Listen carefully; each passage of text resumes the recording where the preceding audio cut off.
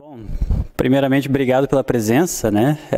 Obrigado pelos intérpretes que estão aí se dispondo a fazer um trabalho sob pressão, né? Vamos colocar assim.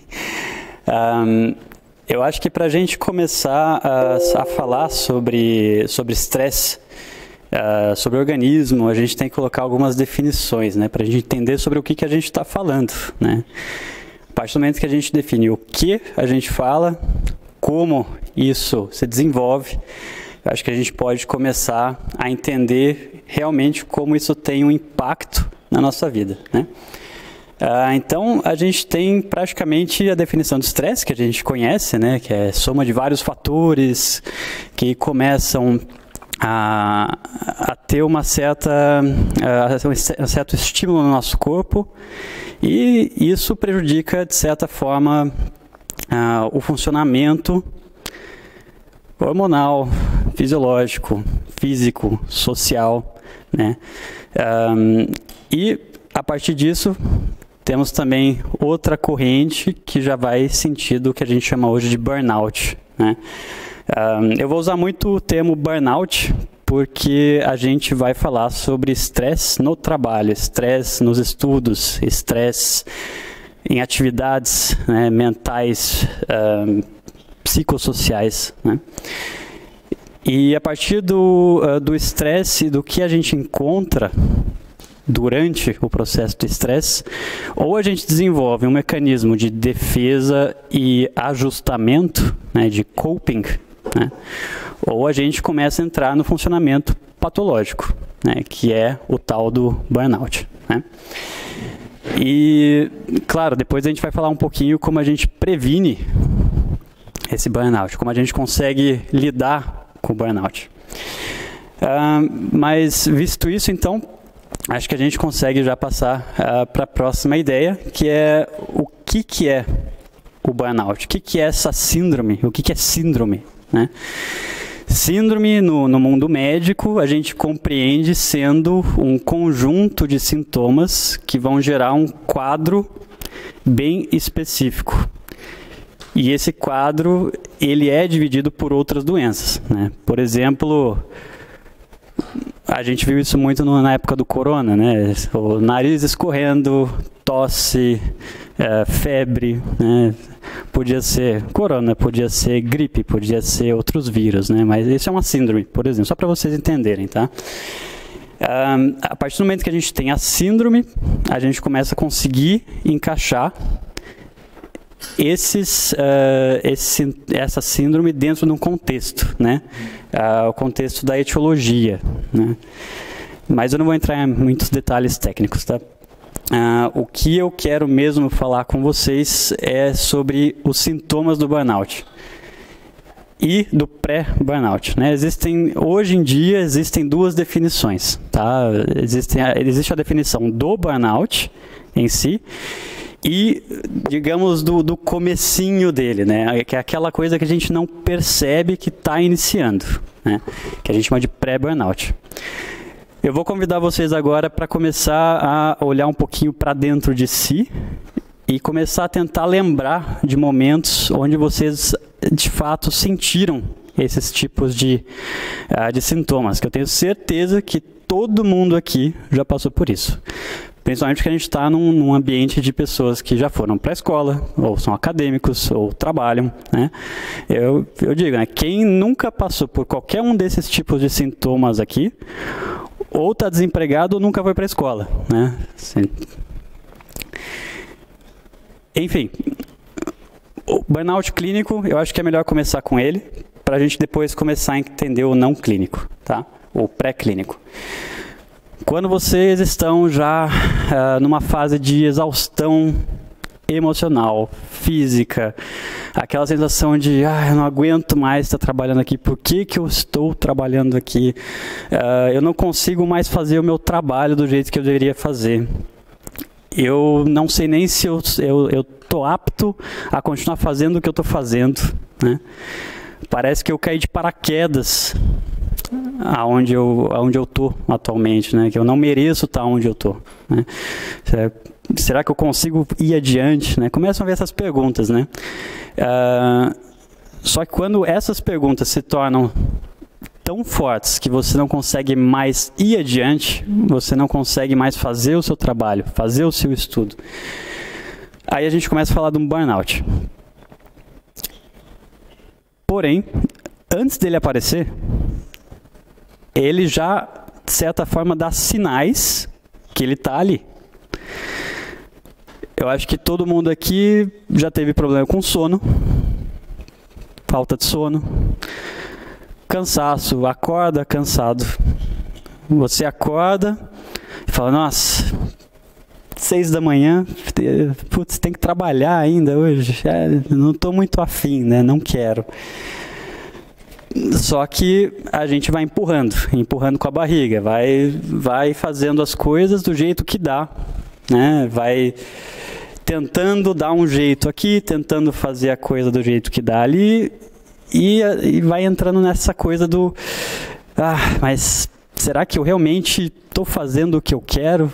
Eu estou feliz onde eu estou motivado para fazer o que eu estou fazendo, né? Putz, eu entrei aqui na Universidade de Heidelberg, mas como é que eu consegui entrar aqui, né? Eu não estou nem conseguindo terminar o semestre, né? Isso são coisas que a gente começa a notar no pré-burnout. Só que a parte mais interessante é que a gente continua funcional no pré-burnout. Eu consigo fazer minhas atividades, analíticas, escrever um texto bem escrito, decorar matéria, preparar aula para os alunos. Eu consigo fazer isso. Só que a qualidade vai caindo. E você vai dando mais de si para tentar manter a qualidade. Só que ela não vai melhorar, porque a gente está entrando num processo patológico, né? E o pior disso tudo é que a gente não nota quando está entrando no burnout. A gente demora a entender. Nós e também as pessoas em volta. Professores que não notam. Colegas que não notam. A família que não nota, né? Você vê às vezes que o seu aluno, por exemplo, pegando o exemplo de um professor, tá? Seu aluno não está fazendo aquele trabalho que você acha que ele consegue. Aí começam as críticas positivas, né? Só que essas críticas muitas vezes começam a destruir ou minar a capacidade, a motivação dessa pessoa. Ou o aluno está ali fazendo o possível para conseguir fazer o semestre, pega um trabalho extra para fazer, ganhar um pouco mais de dinheiro, vai se cansando, daí começa, putz, eu estou precisando trabalhar, estou precisando fazer isso e aquilo e isso, e não estou conseguindo lidar com o que eu tenho que fazer, né? E como eu disse, você continua produzindo. Só que a partir do momento que você entra no distúrbio emocional, depressão, despersonalização, você não acredita que você está fazendo o que você está fazendo, que você tem que fazer o que você está fazendo, que você está apto a fazer o que você está fazendo. Aí você começa a não ser mais produtivo, começa a desenvolver doenças, começa a entrar em picos de estresse, né? Então, é importante a gente entender essa parte aqui do burnout não clínico para a gente começar a prevenir. Porque sem entender o contexto, sem entender os sintomas, não tem como prevenir o que está vindo, né? Tem outra coisa que também é muito cultural, né? Que é aquela coisa do, estou cansado, mas eu vou trabalhar, eu vou mostrar para o meu chefe, vou mostrar para a minha professora que eu estou lá, né? Que eu vou me arrastando até a faculdade, -2, inverno lá fora, eu vou lá na faculdade, estou cansado, mas eu vou, né? Isso a gente chama na medicina de presenteísmo, tá? Que é quando a gente quer mostrar serviço, quer mostrar trabalho, mas a gente não está apto a isso, a gente está desrespeitando o nosso trabalho físico e corporal, né? A gente está desrespeitando a nossa mente.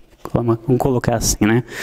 Eu coloquei essa imagem do Moby Dick, não sei se vocês já leram o livro, é bem legal, porque no capítulo onde tem o 3º dia de caçada, o capitão, né, tá ali vendo a baleia, remando em sentido da baleia.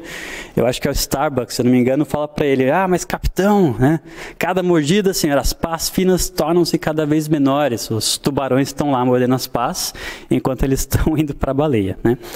E o capitão fala, né, durará um tempo suficiente, força, né, continua.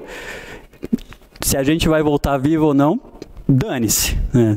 Não tô nem aí, né? Isso é o presenteísmo, isso é o burnout, ou pré-clínico, né? A gente vai independente do que aconteça. A gente nada, pega o que tem que pegar, chega e morre na praia, né? Então, o que a gente pode fazer, né, para começar a trabalhar esse dilema, né? Eu acho que antes da gente começar a trabalhar o dilema da prevenção, é importante a gente entender o que a gente encontra, então, dentro do burnout. Que tipo de pessoas, que tipo de características a gente encontra ali dentro. A gente tem, dentro do funcionamento do burnout, 3 tipos principais de funcionamento. Tem a pessoa frenética, que é bem aquela imagem do Moby Dick, onde ele faz tudo, dá toda a energia até esgotar, até não conseguir mais, né? Tem o subtipo, né, a característica de uma pessoa que se sente sem desafios, ela não se sente desafiada o suficiente, né? Chega lá na faculdade, mas isso aqui eu já sei, cara, eu tenho que escrever esse texto aqui de novo. Estou repetindo aqui, batendo martelo no mesmo prego sempre, mas que coisa chata, né? Não tem nada de novo, eu quero mudar de emprego, eu quero mudar de curso, né? E tem o subtipo desgastado, que é aquele subtipo que ele faz tudo que consegue e fala: nossa, mas não tá do jeito que eu quero, tá ruim, eu não consigo fazer isso direito. Eu estou escrevendo esses laudos médicos há 3 anos e não consigo escrever um laudo decente, um laudo bom, né? Esse é o desgastado, né? E a gente passeia nesses 3. A gente não é só um deles, né? A gente vai entrando neles, né? E claro, né? Daí a gente acaba continuando batendo na mesma tecla do burnout. A gente continua piorando a nossa situação de saúde, né?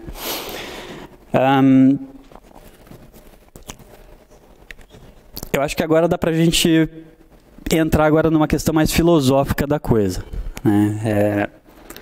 Que é o porquê que eu faço o que eu faço.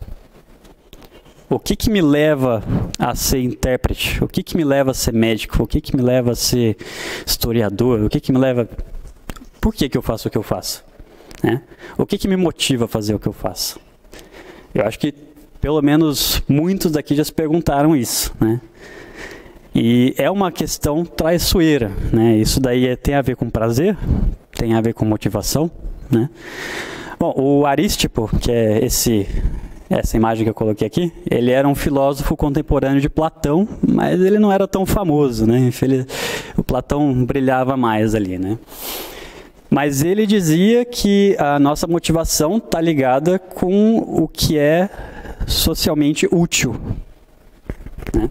E isso é algo positivo porque leva a gente a querer mais, né? Gera mais motivação. Sim. A questão do que eu faço tem a ver com o que é socialmente útil, o que eu faço profissionalmente, tá? Porque se não é socialmente útil, é hobby, né? Você não ganha nada financeiro ali para se sustentar, né? Você não vai estar fazendo algo que você vai ganhar, que possa te dar um sustento, te dar uma capacidade de continuar vivendo em sociedade, né?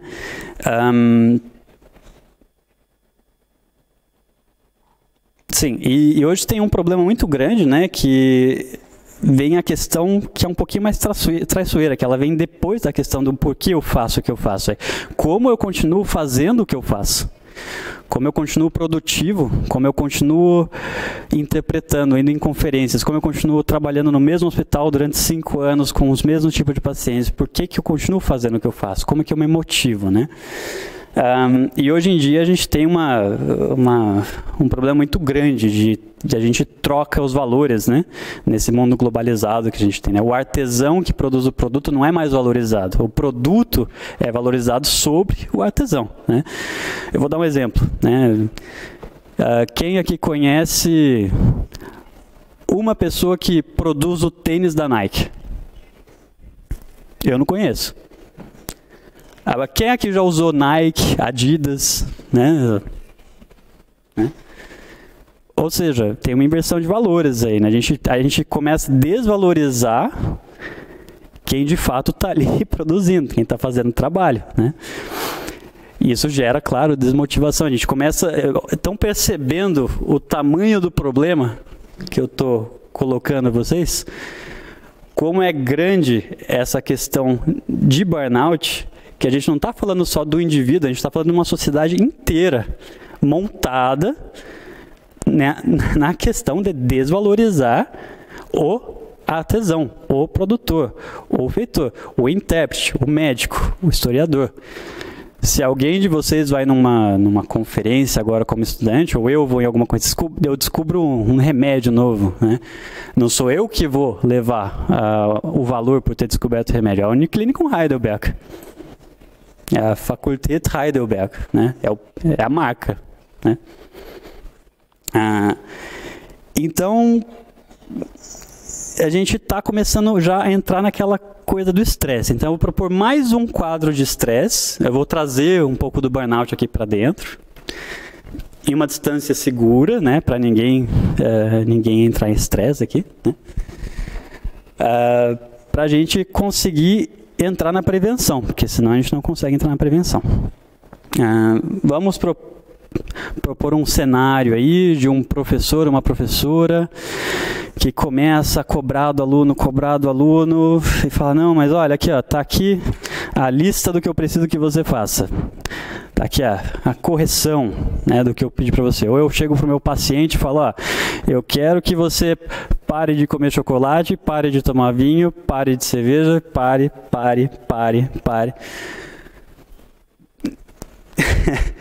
Eu acho que todo mundo já passou por isso, né? A gente entra em desespero, né? Simplesmente. A gente começa a falar, putz, por onde eu começo, né? Então, a gente começa a entrar no que a gente chama esgotamento. Que é, eu exijo, ou eu sou exigido, né? E não consigo acatar com a exigência, não consigo fazer o que está sendo exigido, né? E para todo mecanismo patológico, psicológico, até físico, o corpo ele é muito inteligente, ele tem uma defesa, ele vai gerar uma defesa. E a nossa defesa, dentro de um cenário de esgotamento, é o tal do cinismo, né? Eu começo a me distanciar, a diminuir os problemas que eu tenho, o que é proposto, né? Eu tenho até aqui uma anotação muito boa que eu fiz, que eu queria até trazer. Exatamente, né? Eu começo a dessignificar, tirar significado das coisas, né? A gente começa a falar, não, mas a moco de segunda não é tão importante quanto a da próxima segunda. Eu nem vou estudar tanto.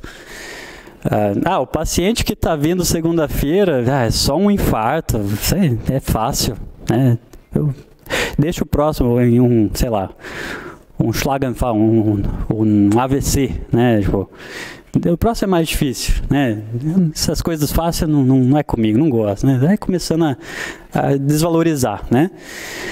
Só que isso é um ciclo patológico que a gente está entrando. Isso é uma defesa que gera outra defesa, que gera outra defesa, e quando a gente percebe, a gente entra no que a gente chama de ineficácia. O meu trabalho não é bom o suficiente, eu não consigo fazer o que é proposto. E isso são tudo sentimentos meus, tá? Tipo assim, da pessoa, né? Não é uma realidade. Não é verdade. É a nossa cabeça, é o nosso cérebro fazendo isso, tá? Só que a gente acredita nisso. Aí que começa depressão, falta de ânimo, esgotamento, tristeza. E claro, né, se a gente começa a pegar pelo lado, o lado hormonal, né, o lado físico da coisa, a gente tem... Eu não vou falar tudo isso aqui, né, mas enfim, é muita coisa, né? A gente nem sabe o que vem primeiro, né? Se é o ovo ou se é a galinha, se é a dopamina que está muito alta e gerou ansiedade, ou se é o cortisol que começou a aumentar depois do estresse, que eu fiquei estressado, o cortisol aumentou, ou se é o contrário, né? Eu tenho alguma doença, meu cortisol aumenta, eu fico estressado. É muito difícil saber de onde veio o estresse, a ansiedade. Então, eu nem vou entrar nesse âmbito, mas eu só queria que vocês tivessem uma ideia, né, que esse eixo que a gente chama aqui, né, que é hipotálamos pituitário, né, cortical, hipotálamos adrenal, né, isso daí são eixos que a gente estuda na medicina, a gente tenta entender para depois começar pelo menos tratar as doenças que aparecem físicas, depois que a casa já caiu, né, depois que a depressão já iniciou, depois que a doença já iniciou, né. Outro fator que eu acho interessante, uma das coisas que mais me chamou a atenção, foi que o burnout surge principalmente, ou mais corriqueiramente, em acadêmicos, né, em pessoas que desenvolvem um trabalho mental, vamos colocar assim, mais aprimorado, né? E dentro desses acadêmicos, de acordo com uma pesquisadora de Amsterdã, mais em mulheres. Aí eu perguntei, por quê? Como bom cientista, a gente tem que se perguntar sempre por quê, né? Aí eu li outra pesquisa de um pesquisador, se eu não me engano, da Inglaterra, onde ele dizia que eu fiquei meio bravo com ele, por isso que eu estou rindo. Por quê? Porque ele diz que as mulheres têm mais tendência de ter burnout que os homens, e dentro da satisfação dos rankings acadêmicos, né, quem chega nos rankings acadêmicos mais altos, claro, está mais satisfeito com o trabalho que tem feito na academia, tem mais anos de academia, isso é óbvio, né? Eu não precisava nem fazer uma pesquisa para descobrir. Só que eles também mostraram que, se vocês forem notar, assim, eu notei esses dados, eu tenho certeza que o autor também notou, porque ele diz, na conclusão dele, que o culpado do burnout dentro da área acadêmica é principalmente a idade, né? E em futuros estudos, talvez, quiçá, poderemos abordar questões de gênero. Ou seja, ele viu que ele estudou ali que tinha dados mostrando que quanto maior a idade de pessoas na área acadêmica com crianças, né, tipo, quanto mais velha a criança, a gente tem uma diferença proporcional aqui, ó, diminui o número de mulheres dentro da área acadêmica de trabalho. E o número de homens não diminui, até aumenta, né? E olha os rankings acadêmicos, né? De assistente até PhD, né? Professor com cadeira, né? E eu notei também que a idade reprodutiva, né? De mulheres e homens, né? Se você começar a notar a idade da criança, né? Quanto mais velha é a pessoa, cadê? Peraí que estava por aqui. É aqui, né? Quanto mais velhas são as pessoas que ficam na academia, isso bate mais ou menos com a idade da criança. Ou seja, quem fica em casa cuidando da criança, né? É o homem ou é a mulher, né? Então, eu acho que a gente tem um problema muito grande aqui, né, a enfrentar também na questão de dar uma fomentada aí nesse feminismo, né, porque eu não conheci até agora, ou conheci muito poucos professores que tiveram que deixar a área acadêmica por causa dos filhos, e conheci muitas assistentes de professores, professoras, que não chegaram às cadeiras mais altas porque tiveram que optar: ou eu tenho filho e cuido do meu filho, ou eu deixo de ter filho e fico na área acadêmica, né? Aí eu me perguntei, mas por quê? Por que que ele não abordou essa questão nesse artigo? Aí eu fui olhar de novo, chequei o artigo, e o que eu descobri? Quem escreveu o artigo era homem, claro, né? Enfim, só uma crítica, né? Agora, passando para a parte de prevenção, tá? Lá atrás, quando eu fiz faculdade em Kursk e em São Petersburgo, só uma pequena correção. Eu gostava muito da abordagem russa de prevenção. Eles focavam muito nessa questão de como a gente previne doença, como a gente tem que lidar com a medicina preventiva, né? E para isso eles usavam muito a imagem de Hipócrates, né? Acho que vocês conhecem, né? O tal do pai da medicina, também tido como pai da prevenção. E o que eu acho interessante, né? Que Hipócrates falava, né? Uma das frases mais interessantes que eu gosto é prima non nocere, né? Tipo, primeiramente, não causar o mal, né? Não prejudicar, né? Só que ele falou outras coisas também que eu gosto muito do texto dele, né? Uma das que eu achei aqui dos meus textos de faculdade antigo, né? Tem a ver com sono, né? O sono e a falta de sono, né? Os dois em excesso causam doenças, né? Ou mesmo, né, se a gente pegar aqui medo e tristeza, né, se apoderam longamente de uma pessoa, também predispõe à doença, né? Ele está sempre meio que batendo na tecla ali do burnout, né? Tipo, apesar de daquela época, claro, não existir essa definição, obviamente. E ele ainda fala, né, tipo, o trabalho e o descanso são os melhores remédios, né, para a alma, né? Que é trudo e pakoi, vratu tela e ducho, né? Que ele escreve ali. Enfim, por que eu falei isso? Porque eu quero primeiro que vocês comecem a já entender o que é a questão de prevenção. Por que eu previno, né? Para ter uma vida boa, né?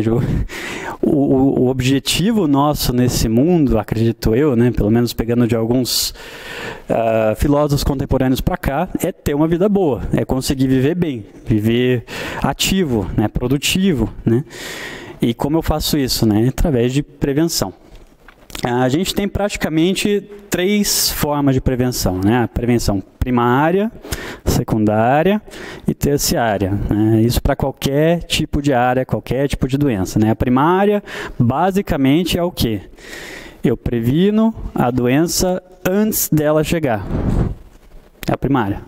A secundária, eu previno a doença depois que ela já apareceu, para ela não aparecer de novo, né? Eu tive uma trombose na perna, tá ligado? Tá. Eu tive uma trombose na perna, aí como é que eu faço para não ter de novo? Isso é a secundária. A terciária envolve já uma doença que está em andamento e eu vou evitar complicações dessa doença, né? Bom, tentando entrar nesse âmbito assim para vocês entenderem o que é a prevenção, como a gente entende a prevenção na medicina, tá? Falando já sobre burnout, né? Que a gente está falando aqui então de estresse, né? Então a primária seria reduzir ou eliminar causas de estresse, né? Eu não vou mais para aula, não, tô brincando. Não. Como que eu faço para reduzir as causas de estresse, por exemplo, dentro da minha produção acadêmica, né, ou dentro do meu trabalho, né? Faço esporte, faço ginástica, eu tento respeitar meus horários de trabalho, enfim. A redução a segunda, né, essa prevenção secundária, né? A gente está falando de redução de consequências do estresse sobre a saúde, A gente já está num ambiente de estresse. A gente já está tendo metas para atingir, a gente já está tendo trabalhos para entregar. Eu tenho 3, 4, 5 trabalhos para entregar para 3, 4 professores diferentes. Como que eu reduzo a minha carga de estresse, né? E a terciária, né? Depois que alguém entrou nesse estresse, depois que os espanhóis falam de uma forma bem legal, né? Eles falam síndrome do trabalhador queimado. Eu adoro essa expressão.